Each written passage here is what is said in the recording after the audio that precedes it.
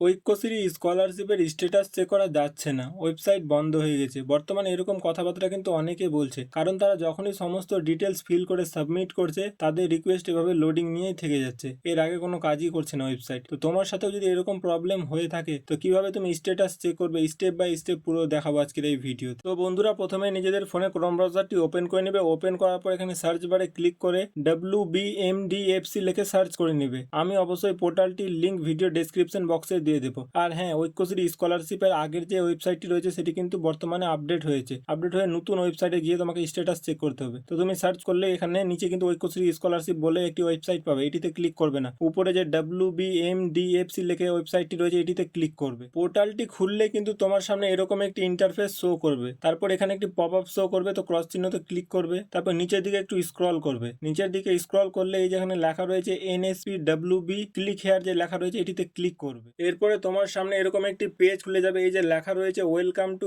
NSPWB portal, এই যে একটি টোল ফ্রি নম্বরও রয়েছে, এই নম্বরটিতে কল করে তুমি এই স্কলারশিপের সম্পর্কে যে কোনো তথ্য জেনে নিতে পারবে। এরপরে যে তিনটি লাইন রয়েছে এটিতে ক্লিক করবে। এটিতে ক্লিক করার পর এই যে ট্র্যাক ইউর অ্যাপ্লিকেশন বলে অপশনটি রয়েছে এটাতে ক্লিক করবে। এটাতে ক্লিক করলে স্ট্যাটাস চেক করার যে ফর্মটি রয়েছে সেটি তোমার সামনে খুলে যাবে। প্রথমে ইয়ার অফ রেজিস্ট্রেশন বলে যে অপশন রয়েছে তার পাশে যে সিলেক্টের অপশনটি রয়েছে সেটিতে ক্লিক করে বছর সিলেক্ট করে নেবে। তো এখান থেকে 25-26 সিলেক্ট করে নেবে। তারপরে ডিস্ট্রিক্টের নামের পাশে যে সিলেক্টের অপশন রয়েছে এটিতে ক্লিক করে জেলার নাম সিলেক্ট করে নেবে। তারপর এখানে ট্র্যাক বাই লিখে অ্যাপ্লিকেশন অথবা মোবাইল নাম্বার যে কোনো একটি সিলেক্ট করতে বলা হয়েছে, তো অবশ্যই মোবাইল নাম্বারে সিলেক্ট করে নেবে। তারপরে মোবাইল নাম্বারের বক্সে মোবাইল নাম্বারটি এন্টার করে দেবে। অবশ্যই নিজের রেজিস্টার মোবাইল নাম্বারটি কিন্তু এন্টার করবে। তারপরে যে ডেট অফ বার্থের অপশন রয়েছে এখানে নিজের অরিজিনাল ডেট অফ বার্থ বসিয়ে দিবে। ডেট অফ বার্থ বসানোর পর নিচে যে ক্যাপচার কোডের বক্স রয়েছে তো উপরের ক্যাপচার কোডটি দেখে দেখে ক্যাপচার কোডের ঘরে বসিয়ে দিবে। ক্যাপচার কোডের ঘরে বসিয়ে দিয়ে তারপর নিচে সাবমিটের অপশন রয়েছে, তো এখান থেকে সাবমিট করে দেবে। সাবমিট করার পর সকলের সাথে যে প্রবলেমটি হচ্ছে যে অ্যাপ্লিকেশনের স্ট্যাটাসটি শো করছে না, বরং এভাবে লোডিং নিয়ে থেকে যাচ্ছে, তো এই বিষয়টি নিয়ে অনেকেই আমাকে মেসেজ করেছিল এবং জানতে চেয়েছিল এই প্রবলেমটির সলিউশন কি। তো এর সলিউশন হচ্ছে যে সাবমিট করার পর অন্তত 2-3 মিনিট ওয়েট করবে, কোনো কিছুতে ক্লিক করবে না এবং এই পেজটি থেকে ব্যাকও হবে না। 2-3 মিনিটের মধ্যে দেখবে তোমাদের সামনে তোমাদের অ্যাপ্লিকেশনের যে স্ট্যাটাসটি সেটি কিন্তু শো হয়ে যাবে। এরপর তুমি তোমার অ্যাপ্লিকেশনের স্ট্যাটাসটি দেখে নিতে পারবে যে তোমার অ্যাপ্লিকেশনটি কবে লক অ্যান্ড ফাইনাল সাবমিট হয়েছিল,